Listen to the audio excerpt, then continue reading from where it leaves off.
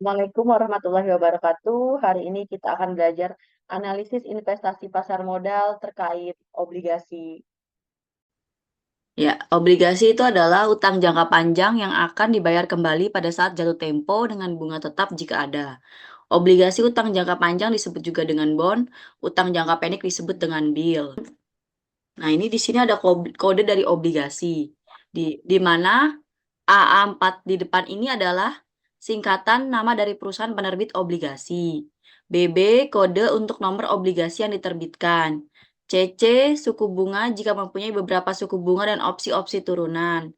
D ini adalah tipe dari obligasi yaitu bisa jadi bonds, convertible bonds, bonds with warrants, medium term notes, and money market and miscellaneous. Untuk yang E ini adalah tipe dari suku bunganya. Dan FG ini adalah kode dari scriptless ya. Ini kode dari biasanya dari dari bursa efeknya ya teman-teman semua. Nah, sebagai contoh Bank BP. Ikatan nama perusahaan ini adalah BABP. Pada tahun 2023 menerbitkan obligasi pertama di BES. Nomor obligasi ini adalah 01. Tipe dari sekuritas adalah bond, diberi kode B. Tipe dari suku bunga adalah bunga tetap, diberi kode F. Dan kode dari scriptless adalah TW. Kode dari obligasi ini ada di contohnya di kanan ini ya teman-teman ya. BABP01XX BFTW. TW-nya ini kode dari bursa efeknya teman-teman ya, kode dari scriptless.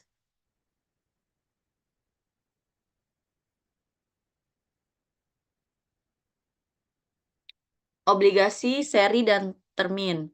Obligasi seri adalah suatu kelompok obligasi yang obligasi-obligasinya akan jatuh tempo berurutan, yaitu satu atau lebih obligasi akan jatuh tempo periode berikutnya setelah satu atau lebih obligasi lainnya jatuh tempo.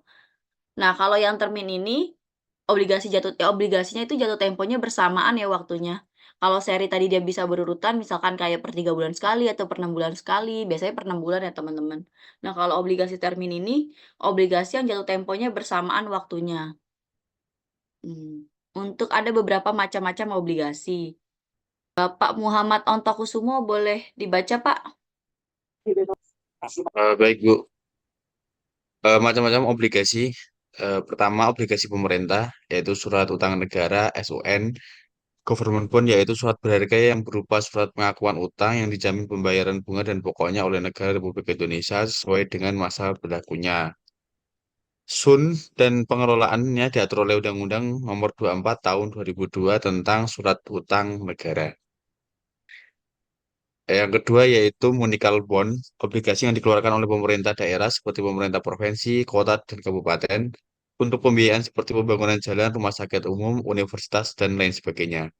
Yang ketiga yaitu obligasi perusahaan, yaitu surat utang jangka panjang dikeluarkan oleh perusahaan swasta dengan nilai utang yang dibayarkan kembali pada saat jatuh tempo dengan pembayaran kupon atau tanpa kupon yang ditentukan di kontrak.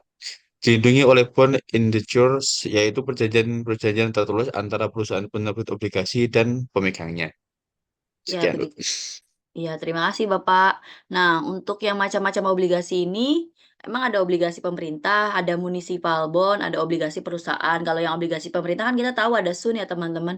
Nah, nanti SUN itu lagi dibagi lagi ada beberapa tipe. Nah, untuk municipal bond ini biasanya nerbitkan itu kalau memang pemerintah daerah ini butuh dana, biasanya untuk pembangunan rumah sakit, universitas, dan lain-lain, dia terbitkanlah nih bond atau obligasi ini sendiri gitu. Sedangkan kalau obligasi perusahaan itu memang banyak diterbitkan juga nih teman-teman seperti perusahaan-perusahaan di BUMN.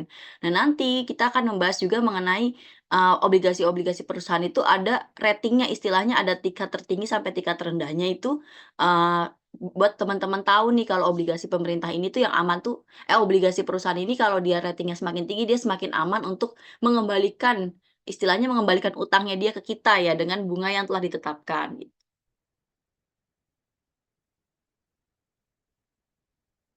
Nah, jenis SUN ini dibagi menjadi dua, ada surat perbendaharaan negara yang berjangka waktu maksimal 12 bulan dengan pembayaran bunga secara diskonto.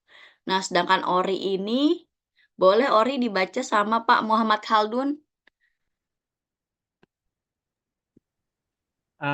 Jenis SUN, Surat Perbendaharaan Negara (SPN). Hmm. SUN yang berjangka waktu maksimal 12 bulan dengan pembayaran bunga secara diskonto. 2. Obligasi negara atau obligasi retail Indonesia atau ORI, yaitu SUN yang berjangka waktu lebih dari 12 bulan dengan kupon atau pembayaran bunga secara diskonto.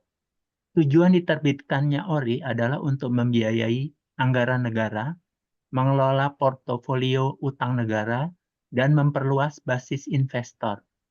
ORI diterbitkan tahun 2006 dan dapat dibeli secara eceran.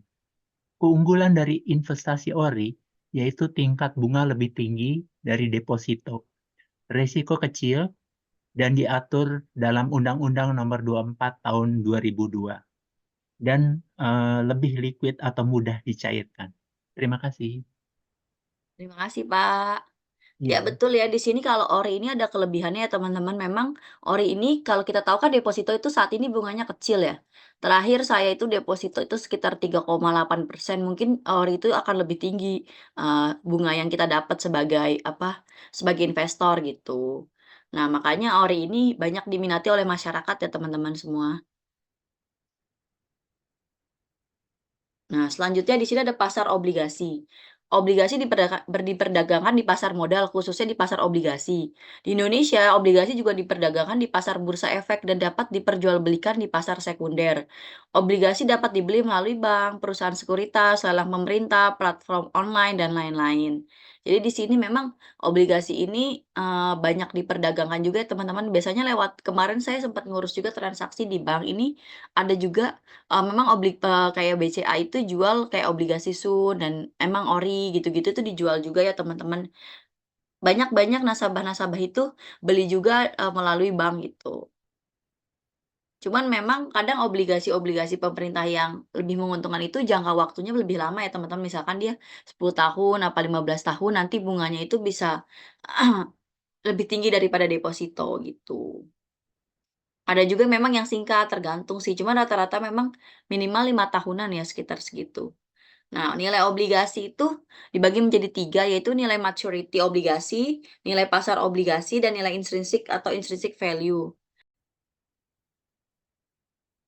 Oke, sampai sini pembelajaran kita pada hari ini.